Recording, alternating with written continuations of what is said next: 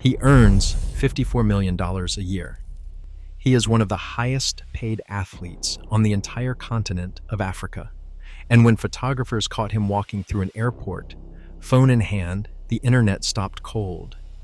Because the screen on that phone was shattered, cracked corner to corner. The kind of damage that makes you wince.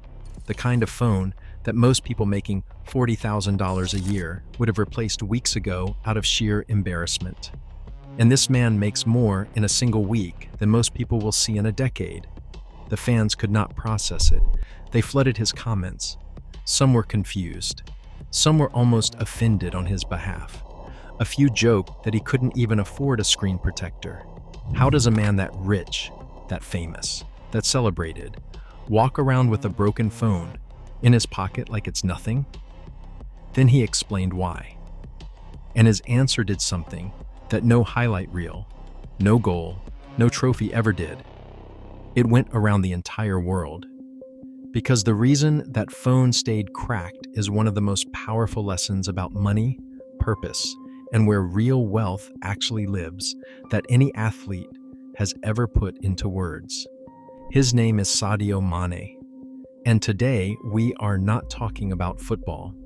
We are not talking about the goals or the Champions League nights or the debates about where he ranks among the greats.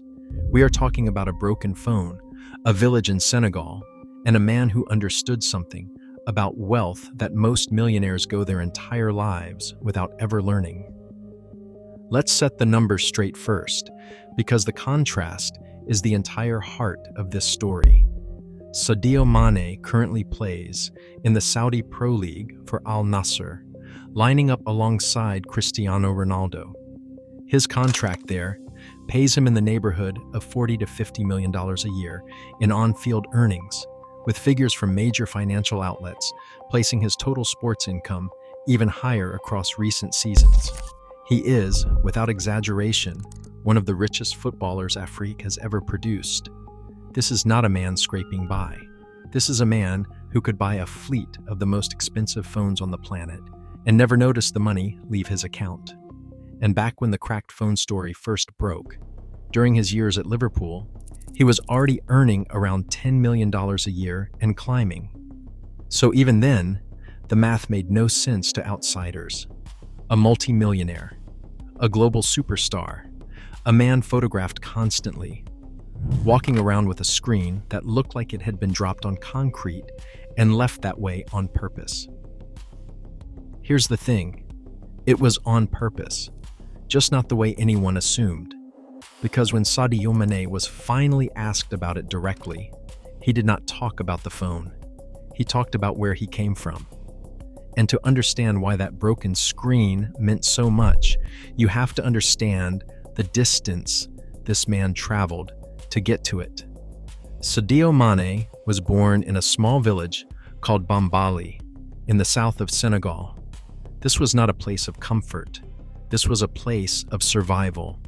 As a child, Man knew real hunger, not the kind of hunger you feel when you skip lunch, the kind that shapes your entire childhood. He worked in the fields. He played football barefoot because there were no boots to be had. He did not have the chance to go to school the way children in wealthier places take for granted. His father passed away when he was young, and the path in front of him was narrow, hard, and offered almost nothing in the way of guarantees. Think about that starting point for a moment. A barefoot boy in a poor village, working the land, going without meals, with no obvious road out. The odds of a child in that situation becoming one of the wealthiest athletes on earth are so small they barely register as a number. And yet, that is exactly what happened.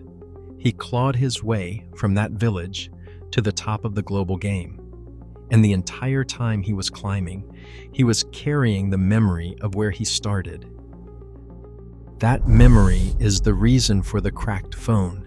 Because when the money finally came, when the contracts got huge and the fame got overwhelming, Sadio Mané made a decision that separated him from almost every athlete who has ever come into sudden wealth. He decided that the money was not going to change what he valued. He decided that the point of having it was not to display it, The point was to use it. In his own words, when fans asked why he didn't just buy 10 Ferraris, 20 diamond watches, and 2 private jets, his answer cut straight through the noise. He asked what any of that would actually do for the world. He talked about starving, about working in the fields, about playing barefoot, about never getting to go to school. And then he said the line that changed how millions of people saw him. Now, he said, he can help people. He would rather build schools. He would rather feed families and clothe children who have nothing. He would rather that his people receive a little of what life had finally given him. That is not a man being cheap. That is a man being clear. And this is where the whole story flips from a cute internet moment into something much bigger. Because Sadio Mané did not just say those words. He backed them up with action. On a scale that most people never hear about, in his home village of Bambali, a place that had almost nothing, Mané funded the construction of a school. Then he funded a hospital in a region where getting basic medical care could mean traveling for hours over rough roads. Then he built a stadium. He brought in facilities that the village had never had access to in its entire existence. Running water, access to the internet, real infrastructure in a place the modern world had mostly forgotten. And it did not stop at the buildings. Man reportedly committed to giving a monthly sum to families across one of the poorest regions of Senegal, direct support to help ordinary people keep their households afloat. He provided food, clothing, and shoes to people living in extreme poverty, the exact kind of poverty he himself had crawled out of. He did not hand a check to a charity and walked away for a photo. He rebuilt the world he came from, brick by brick, with his own money. Now stop and put those two images side by side. On one side, a cracked phone that he refused to replace. On the other, an entire village transformed, a school full of children who now get an education he never received, a hospital saving lives, families eating because of him. When you see those two pictures next to each other, the broken phone stops looking like a mistake. It starts looking like the whole philosophy in a single object. Every dollar he did not waste, making himself look rich, was a dollar that went toward making someone else's life livable. If you're the kind of person who wants to be part of a community that breaks down the real stories behind wealth, purpose, and the choices that separate the people who spend from the people who build, then go ahead and hit that join button below this video right now. Your support keeps this channel alive and keeps these stories coming. Now, let's get back into it, because there's a deeper layer to this cracked phone that most people never even heard about, and it makes the whole thing land even harder. That phone, the shattered one that broke the internet's heart, was not even something Mané bought for himself to begin with. It was reportedly a gift. It was given to him by his former teammate, the Dutch footballer Cristiano Ronaldo, a close friend from his Liverpool days. So when Mané kept using it, even cracked, even damaged, he was not just being frugal, he was honoring a friendship. He held on to a gift from someone he cared about, long past the point when he could have thrown it away and bought 100 new ones. That tells you something about the kind of man we are talking about. He does not measure objects by their price. He measures them by their meaning. And this is where we have to talk about the difference between being rich and being wealthy. Because Sadio Mané understands that difference on a level most people never reach. Rich is a number. Rich is the size of your paycheck, the balance in your account, the price tag on the things you own. Rich is loud. Rich wants to be seen. Rich buys the watch specifically so that other people notice the watch. But wealth is something else entirely. Wealthy is a kind of freedom. It is the ability to decide what your money is for. instead of letting your money decide who you become. Most athletes who come into sudden fortune fall into the same trap. The money arrives, and the lifestyle expands to swallow it whole. The cars, the jewelry, the houses, the entourage. The pressure to look the part is enormous, especially in the world of elite sports, where the culture practically demands that you display your success. The player who shows up humble gets questioned. The one who flaunts everything gets celebrated. It takes a rare kind of internal strength to sit in the middle of all that pressure and simply say, "No, thank you. I want something different." Sadio Mané had that strength because he never forgot the hunger.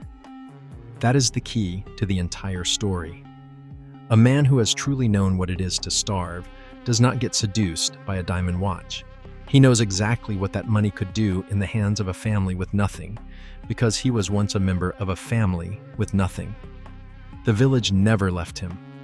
He carried Bambali with him into every stadium, every contract negotiation, every moment of fame. And that memory acted like an anchor, keeping him tied to a purpose that was so much bigger than his own comfort.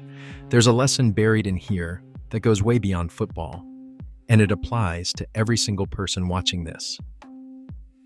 The way you handle money reveals what you actually believe about your own life. Some people spend to fill a hole. They buy things to feel important, to feel seen, to prove to the world and to themselves that they matter. And there is never enough, because the hole is not shaped like money. Sadio Mané spins to fill a different kind of gap. He spins to close the distance between the child he was, who had nothing, and the children coming up behind him in that same village, who now have a school, a hospital, a chance. His spending is not about proving anything. It is about repaying something. And notice what that mindset protects him from. An athlete whose entire identity is built on visible luxury is fragile. The moment the career ends, the moment the checks stop, the moment the body gives out, that whole identity is at risk of collapsing because it was propped up by things that require an endless stream of income to maintain. But a man whose identity is built on purpose, on giving, on legacy, that man cannot be shaken the same way. Sadio Mané will be exactly who he is when the football stops. The schools will still stand. The hospital will still heal. The families will still be fed. He built something that does not depend on him staying famous. He built something permanent. That is the real definition of wealth, not the number in the account, the thing that outlives the number. Ask yourself which athletes we will still be talking about in 50 years, and it will not only be the ones who scored the most goals. It will be the ones who changed the shape of the world around them.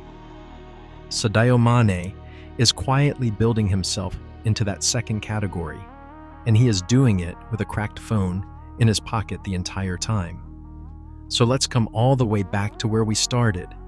A man earning $54 million a year, walking through an airport with a shattered phone screen. When you first heard that, maybe it sounded like a contradiction, or a joke, or just a strange quirk of a wealthy man who couldn't be bothered. But now you understand it is none of those things. That cracked phone is the single clearest window into who Sadio Mané actually is. It is a barefoot boy from a Senegalese village telling the entire world that money never got the chance to change him. It is proof that he refused to let luxury reprogram his heart. And it is a reminder that the things a person chooses not to buy can say far more about them than anything they own. The paycheck made him rich, but the schools, the hospital, the fed families, the friendship he honored by keeping a broken gift, that is what made him wealthy. And when you understand the difference between those two things, you understand exactly why that phone screen stayed cracked. So here's the question I want to leave you with. When the money finally comes into your life, and it will, in whatever form it takes, Are you going to spend it to be seen? Or are you going to spend it to build something that lasts? Because a barefoot boy from a village in Senegal already answered that question a long time ago, and he answered it with a broken phone and a whole village that will never be the same. If this broke down the Sadio Mané story in a way you hadn't thought about before, drop a comment below and let me know. What hit you the hardest? The cracked phone, the school and hospital he built in his village, or the fact that the phone was a gift from a friend he refused to throw away? Hit that like button if this changed the way you see him. And subscribe to the channel, because this is where we break down the real stories behind wealth, purpose, and the choices that separate the people who spend from the people who build. We'll see you in the next one.